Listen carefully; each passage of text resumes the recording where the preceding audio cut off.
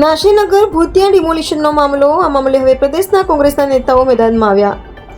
ધારાસભ્ય તુષાર ચૌધરી સહિતના સ્થાનિક કોંગ્રેસી નેતાઓ ધરણા પર બેઠા. પાલિકાની તપાસ સમિતિ માત્ર નાટક. તુષાર ચૌધરી: જે લોકો તપાસ સમિતિમાં છે તેમના પર પણ તપાસ ચાલી રહી છે. તુષાર ચૌધરી: એસએમસી બિલ્ડર કે પોલીસ જવાબદાર સામે કડક કાર્યવાહી કરો. તુષાર ચૌધરી: નાસિર વગર ડિમોલિશન મામલે ગાંધીનગરથી તપાસ કમિટીની રચના કરવા માંગ.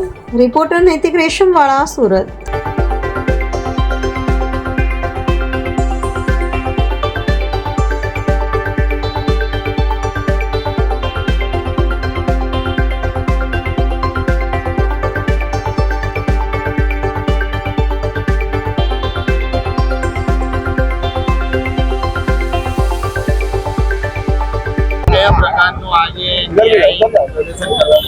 જે રીતે છેલ્લા 13 દિવસથી કોંગ્રેસ પાર્ટી આ નાસિરનગરના અસરગ્રસ્ત લોકોનું જેઓને ગેરકાયદેસર રીતે ડિમોલિશન કરી અને રોડ ઉપર લાવી દીધા છે, તેઓની સાથે આજે અમારું ગુજરાત પ્રદેશ કોંગ્રેસ સમિતિનું પ્રતિનિધિ મંડળ અહીં એમની સાથે મુલાકાતે છે. અમારા ધરણાની સાથે હાજર છીએ.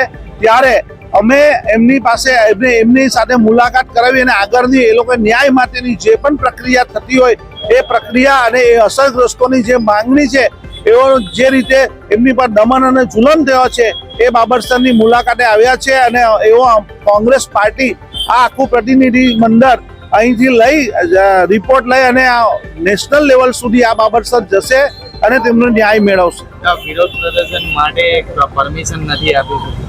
હા, અત્યારે એવું છે કે બધું ગેરકાયદેસર થાય છે, પણ કોઈ કોંગ્રેસ પાર્ટી કે મીડિયા કર્મી જેનો હક છે પ્રદર્શન કરવો, એમને સવાલ પૂછવો, તો એના માટે પરમિશન માંગવામાં આવે છે. હવે તો લેખિતમાં પરમિશન નથી આપતા, કારણ કે આ પ્રશાસન, આ અધિકારીઓ, આ Bharatiya Janata party builder Hitay builder Sukhay, ઉદ્યોગપતિ હિતાય ઉદ્યોગપતિ સુખાય, એ સામાન્ય અને ગરીબ માણસ સાથે એને લેવા દેવા નથી. સામાન્ય જનતા સાથે લેવા દેવા નથી.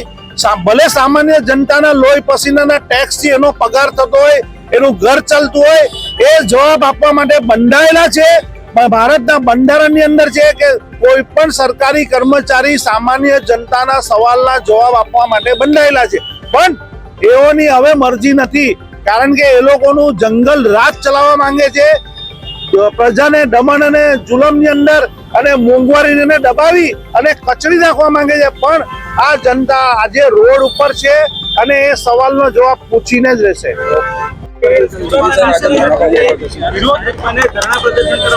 જે પ્રકારનું નસીરનગરનું સુરતમાં ડિમોલિશન થયું અને એ પછી એક જે બનાવો પ્રકાશમાં આવ્યા, ડિમોલિશનના બીજા જ દિવસે મહાનગરપાલિકાના અધિકારીઓ દ્વારા એવું નિવેદન આવ્યું કે અમે આ ડિમોલિશન કર્યું નથી, અમારી કોઈ જવાબદારી બનતી નથી. પોલીસ તંત્ર દ્વારા એમ કહેવામાં આવ્યું કે અમે કોઈ પ્રકારનો બંદોબસ્ત પૂરો પાડ્યો નથી. તો પહેલો પ્રશ્ન તો એ થાય, તો આ ડિમોલિશન કર્યું કોણે? જો મહાનગરપાલિકાએ ના કર્યું તો પછી શા માટે મહાનગરપાલિકાના કાર્યપાલક ઇજનેર ડિમોલિશનના બીજે દિવસે રજા પર ઉતરી જાય છે? શા માટે જે કોન્ટ્રાક્ટરે જેસીબીને બુલડોઝર પૂરા પાડેલા એ અંડરગ્રાઉન્ડ થઈ જાય છે? ને શા માટે 12 દિવસ સુધી મહાનગરપાલિકા સતત ઇનકાર કરતી રહી છે કે અમે આ કર્યું નથી? ને 12મા દિવસે ગઈકાલે એટલે કે ગઈકાલે એમને અધિકારીનો એક વિડીયો વાયરલ થાય છે કે આ ડિમોલિશન મહાનગરપાલિકાએ જ કર્યું છે.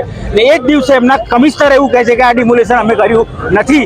એનો મતલબ સ્પષ્ટ થાય છે કે બિલ્ડર સાથે મેળાપીપણામાં બિલ્ડરને આર્થિક ફાયદો કરાવવા માટે મહાનગરપાલિકા અને પોલીસ તંત્ર દ્વારા આ ડિમોલિશન કરવામાં આવ્યું છે. તો અમારી પહેલી માંગણી તો એ છે કે શું આ નસીરનગરના રહેવાસીઓને તમે કોઈ નોટિસ આપી હતી? તમે એ લોકોને કોઈ સમય મર્યાદા આપી હતી?